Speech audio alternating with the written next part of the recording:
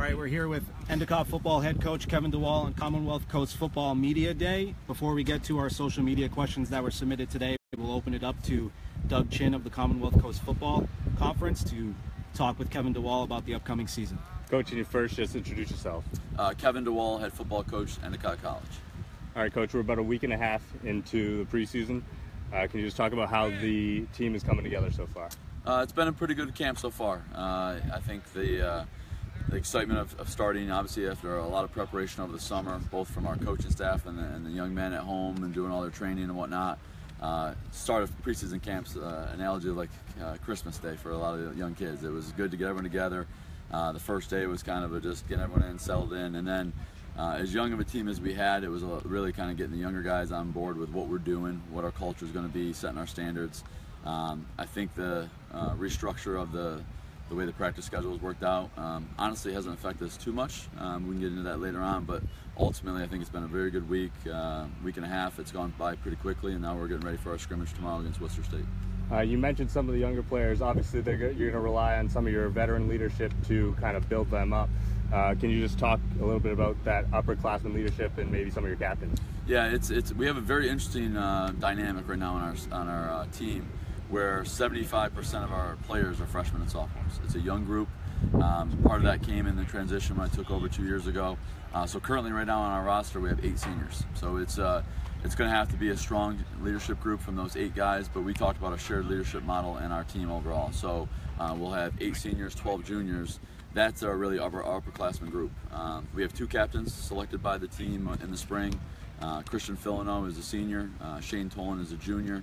Happens to be one on offense, one on defense, but the way it voted, the votes broke down, they're going to be our 2 captains for this upcoming year. I think both of them are exactly what you want from a captain. They're going to lead the right way. I'm talking about in the classroom, off the field, and our community engagement. They're great guys, great people first and foremost, and they're also going to be 2 of our better players on that side of the ball. I think they've done a very good job so far. And then I think if you throw in that other group of seniors, they were the guys who kind of came in my first year. I kind of adapted as we were making some changes to the culture and brought in some new ideas. They were the group that kind of stuck through it, when maybe some of their teammates and peers didn't want to be held to that standard. So I think they're going to do a great job leading, and as we do in all of our years, but especially this year, it's going to have to be a shared leadership model where our juniors, our sophomores, and even our first years are going to have to step up probably sooner than they normally would because of where we are with the overall age of our team. And speaking of the team, do you have an outlook or any goals for this upcoming season? Yeah, I don't think our goals deviate too much from where they are in the past. We've been very aggressive in our scheduling. I firmly believe in playing the best competition you can. So again, last year we were one of the top, I think 5 or 6 in terms of strength of schedules in the country. The way it plays out this year, we could be even higher. My goal was to get us the toughest schedule possible, especially as young as we're going to be, to show the younger guys this is who we are going to compete with. Our ultimate goal is to win a championship. That has not changed since I've gotten here. I think we've made progress to that. And I think this year it's going to be a fun, exciting journey to see these young guys kind of move forward with it. But our standards and expectations are the same. We're going to prepare week to week. It might sound cliche, but that's how we do it. And it doesn't matter who the opponent is. We expect every single team we play is going to be good enough that if we don't play well, they can beat us. And I think if we play well, I think we can beat anyone on our schedule. So it's going to be a fun, exciting year, no doubt about that. And you mentioned the difficulty of your schedule. It starts with a tough non-conference schedule. Can you just talk about your non-conference? Yeah. So really, the way it shakes down, just the way our conference has been realigned. We have 5 non-conference games and then 5 conference games. Luckily, the bye week's right in the middle, so we kind of breaking it up into really 2 different seasons. Whether we go 5-0 or 0-5, those non-conference games, obviously we prefer the 5-0. That means nothing ultimately in terms of we still have to take care of business in our conference if we ultimately want to win our conference championship and get in the NCAA playoffs. That being said, I do believe those first 5 games are really going to kind of set the table, both experience-wise and development-wise, where we want to be as we head into our conference schedule. 6 of our first 7 opponents played in a playoff game last year. Had 8+ wins. So I don't think there's a single team in the country that have played 4 NCAA teams that made the playoffs last year. The fact that all those teams are going to be solid right away means that we don't have an off week. We can't afford to have a week where we're not at our best. So as I said for the first meeting, literally we talked on our introduction meeting, day 1 when they arrived on campus, that we're going to focus. We'll look at the big picture today, and then from here on out, we're day to day. So we literally haven't even talked much about our first opponent yet. It's been about taking care of our business. We feel if we take care of our business, we're going to be in good shape. And then ultimately, after we get through the scrimmage tomorrow on Sunday morning, we're going to be focusing on Framingham State, which is our week 1 opponent. After we take care of the first week, then we'll move on to week 2, week 3, week 4. That's going to be our approach all year long. All right, and you mentioned the smaller conference schedule. Can you just talk about your thoughts on the restructuring, the new structure of this rebranded conference? Yeah, it's been interesting. I mean, I think it's all kind of followed the Division I model from a couple years ago where everyone was realigned. Honestly, I don't think it changes too much at the top end of our conference. If you look at some of the top teams in the last 2 years in the NEFC, I think a lot of those same teams are going to be there in the CCC. So, MIT, which was a conference opponent, now becomes a non-conference opponent. So I think that was a good matchup, the locally and academically of the type of school we want to play. Obviously, we no longer are going to be able to play Kings Point and, Coast Guard and Maine Maritime, but we're picking up some other non-conference opponents that strength of schedule just makes it even stronger. So, long and short of it, I don't think it changes too much. Obviously, over the next 2 years with UNE and then Husson coming in, I think our conference, the CCC, is going to be very, very strong. But I think this year it's going to come down to, it's going to be competitive. Those 5 games, I think, can go in either direction, and I think the strength of the conference has gotten stronger, which is great. And you kind of touched on it earlier. Your ultimate goal is to win a championship. You guys have been knocking on the door the past 2 years. What's it going to take to make that last hurdle? Yeah, I think knowing what it takes to win a championship, a lot of things have to go our way, and there's no doubt our effort has been there the last 2 years. But there was also some things, at first, we talked about the process, being process-driven. We've gotten better since day one. We're a much better program than we are today than we were 2 years ago, and we have a ways to go. We're still we're not a finished product, meaning that you're going to see a much different team probably by week 3, week 4 than ultimately when we are at the end of the year. That being said, I think it's going to come down with as young as we are. It's going to be how quickly we can get some of our younger guys to mature sooner than later. We're going to have 17, 18-year-olds going against 21, 22, 23-year-olds for a lot of the teams we're facing. That's a little bit of a physical development, but again, I think that we're going to have to play well. We're going to have to stay healthy. My thought was it's going to take 3 recruiting classes to get the depth that I ultimately wanted to do. I think we're getting closer there. But ultimately, we're going to need a lot of guys to take on a larger role than maybe they would in a situation if we were an established 4 or 5 year program at this point. But I think our non-conference schedule is going to be good. It's going to be very competitive. I think we're going to learn a lot about ourselves. And I think by the time we hit the bye week and go into our conference schedule, we're going to be hopefully a much better team overall with experience to give us a chance to make a run at the CCC title. All right, and Coach, I just want to give you the opportunity to share any last thoughts that you might have on the upcoming season, this team, the conference as a whole. No, we appreciate your coverage. I think just get on for the ride. I don't know if any of us really are going to expect how this is going to go, but I know we got a lot of football guys in this room that this is a tighter team than I've coached in terms of the previous 2 years. Partly that is the youth. They're coming in, and I think the upperclassmen have done a good job welcoming them and warming them up. The last 2 years have kind of set the table for hopefully these next couple years as we move forward with our program, and we're building off of their past, the groundwork they've put in, and I know we got a group of hungry guys. Now, at times we're going to play young, and that could be a strength and a weakness, but we're going to make that a strength, and ultimately we're just excited. So thank you for the coverage, and hopefully we're going to have a heck of a season. All right, thank you very much, Coach. Thank you. Coach DeWall, we'll jump into the social media questions a little bit here, and then obviously try and let you get to practice. Yeah, that's great. Just talk about the scrimmage tomorrow. We talk about a day-to-day process. So one of the fans from social media asked, what are the goals for scrimmage tomorrow? Sure. So Coach Cullen and Worcester State will be coming in here tomorrow. We've had the opportunity to scrimmage them the last 2 years, and he does a great job with his team. It's going to be a controlled schedule, but as close to game-like situations as possible. And as I alluded to earlier, being a young team, one of the things that I found is that right now is getting them in as many game-like situations as possible. Put them on the play clock. Put them in situations where we're looking at play clock and game clock situations. So tomorrow, I'm hoping for, obviously, you always want to come out of the scrimmage as healthy as possible. We're going to use it to kind of still evaluate. At this point, we have not set our depth chart. So 1s, 2s, and 3s are going to be established after tomorrow, which will be exciting now as we get into our game week, figuring out kind of where guys fall in terms of the amount of reps they're going to get as we get into our game preparation. and ultimately then see how can some of these younger guys gain some game experience and try to get in a situation so that when we are facing Framingham State in a week from tomorrow, that we're better prepared for those game-like situations. We received a fun question from Zach Weiss, resident broadcaster extraordinaire for EC Gulls. He wanted to know, Coach, will the football team make another appearance in the school play this year? Well, Zach, thank you for that. We appreciate his support, and honestly, that was a fun thing we did in the spring. We always like to challenge our guys to step out of their comfort zone, and obviously being in the production with the Performing Arts Center and the drama team and everything that was over there. It was good. I mean, the fact that the coaches jumped in, we wanted to show that there was buy-in from the coaches, that we're not going to ask them to do anything we wouldn't do either. I think it was a big hit, both for our guys. They had a lot more fun and realized it was a little bit harder than they thought it was going to be, which was what we wanted. So we have a couple things up our sleeve. We always like to keep them on their toes, and I wouldn't be surprised if there's another appearance depending on what the production is going to be.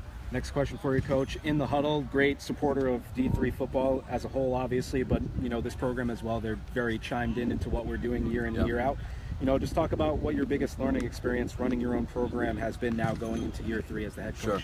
Well, James Baker and Frank Rossi have done a great job, covering me prior to me coming here, and have done a great job, partly because we've been playing some of the Liberty League teams and whatnot, but I appreciate that question. We've learned a lot. I mean, it's one of those things, I had a great opportunity before taking over as the head coach at Endicott, and you come in with a game plan, you have your plan, and as anything, you got to be able to have adjustments, and we've adjusted a lot. I think I have a much better feel for what it's going to take to be successful here at Endicott, and that's the exciting part, is that I think we've made some of those changes. We're in the process of making some more. Each day, we talk about our guys finding ways to get better each day, and I know as a staff, both myself and our coaching staff, I don't know if we've been more dialed into what it's going to take for us to be successful here. So I think we've learned a lot. I'd say the biggest thing is just, more importantly, what's it going to take to be successful here with this current group of guys in our current situation. 2 questions from Matt Noonan at Noontime Sports, another big supporter of D3 sports in general. First one up for you, Coach DeWall.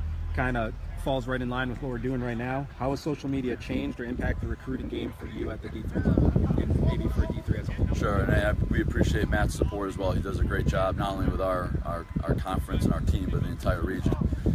Social media has completely changed the recruiting process, and I had this conversation about a week ago with one of our coaches, was that the things that we're doing right now, we wouldn't have even talked about 5, 6, 7 years ago. When I first started coaching, recruiting was about, you had to get out there and see him on video or see him play, because sometimes getting video was hard. Well, now every kid has access to the internet. You can get video instantly. There's really no excuse for a young man to not be recruited nowadays. You can get on the internet, you can social media follow a coach, you can email him, you can call him, you got all this information. I think what it really has done is it's really made it a much broader spectrum, where maybe it's increased the opportunities for us to get guys. So we have guys coming in from Texas and Florida and California and all these different areas.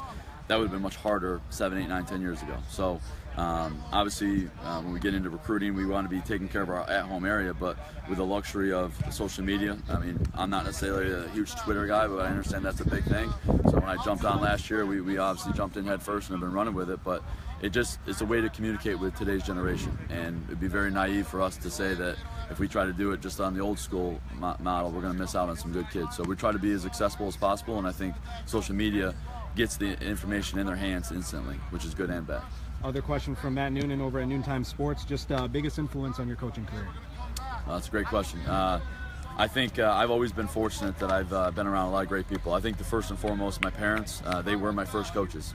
My dad was a coach, my mom was a coach, in the sense of just the principles, the standards, the morals, everything that they've kind of given to me has been the foundation of me as a person, as a coach. And I was fortunate that my dad coached me pretty much all the way through high school. Obviously then you got my siblings and immediate family. From a coaching standpoint, it's not just football coaches. I've taken away good and bad from every coach, basketball coaches, lacrosse coaches, anyone that I've ever crossed with.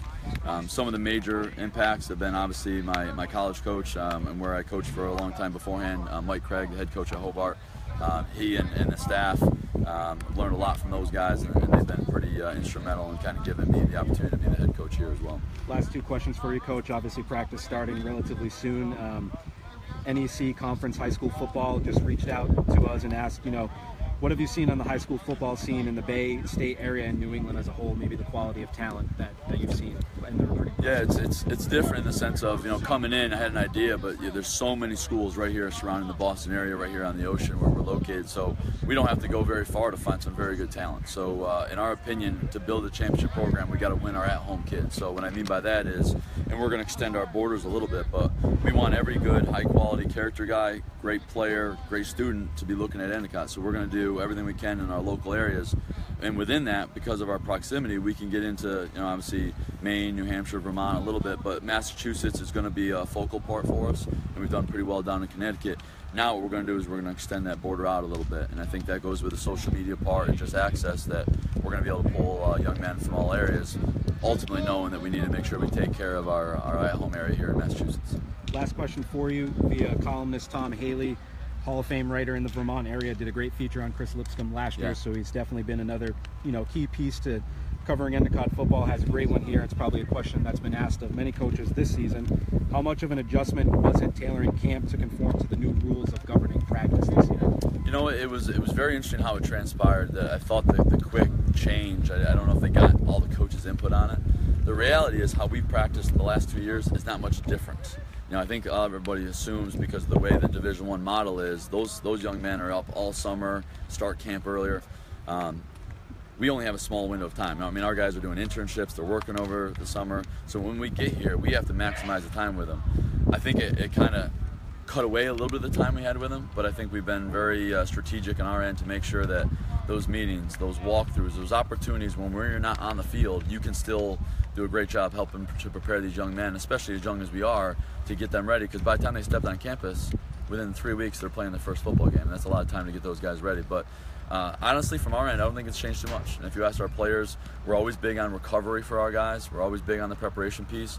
And even last year and the year prior to that, when we had doubles, we weren't hitting on both practices. It was an uppers, it was a helmet practice. So we modified it a little bit. I think we got a little bit creative with how we can help these guys in the classroom and video sessions and all that. But I think ultimately, I think it could be a positive thing if it's done the right way. And I just wish they looked at, before they ever make some changes, realize that most coaches are doing it the right way, make sure that they're getting their voice before they make some of these changes. Coach, we're going to sneak one more question in here because you touched upon something in that last answer. Just talk about, from a recruiting angle, Endicott football-wise, how does the internship model here at Endicott help you in the recruiting process and our student athletes going forward upon graduation? It's the exclamation point, in my opinion. We recruit kids that believe they're Division I and coaches who believe they're Division I and Division II and Division III. We don't get caught up in levels here. We're going to recruit the highest character guys who fit in well with our model here. We want great athletes. We're going to have guys that are going to have opportunities to play on after their careers at Endicott. We're going to have guys who are ready to have a great 4-year experience and then go out into the business world, put on the business suit, or go be a lawyer, whatever they're ultimately going to do. But the one thing I know when I talk to a young man and his family is that I know that they're going to come here with an opportunity not only to get a great education, but get that internship, that experiential learning model, in my opinion, is what separates us from a lot of other schools. Having the ability to get 3 internships before they graduate. The stats show what a great number. 53% of them are getting their jobs right after graduation is from one of those 3 internships, without even opening up the search. So I think the proof, the evidence is there. I think it gives us another cap in our hat as we're talking to families about, at the end of the day, whether you're a 4-year starter All-American or whether you're a guy that's just a contributing part of the program, you're going to walk away with an experience and a resume that's going to open up a lot of opportunities afterwards. So it definitely works hand in hand, and I think that's one of the reasons why we're so optimistic on where we're going with our program, is because I know we have a product off the football field that's going to match what we're doing in the classroom and the experiential model. Well, you can hear it behind you. I think practice is ready to begin. I think they're excited, ready to go. That's good. So we'll let you go. Thank you for joining us on Commonwealth Coast Football Media Day. Hopefully this will be something that we'll do next year with you as well again, Coach, but I really appreciate your time, and good luck with practice. Well, I want to thank Doug, I want to thank Sean, Rob Pilardi. We have great coverage here for all of our sports, but especially with football. Matt, James, Frank, all the guys, everyone I forgot. We appreciate your support. Enjoy the ride. It's going to be a heck of a season. Thank you, Coach. Thank you. Thank you, guys.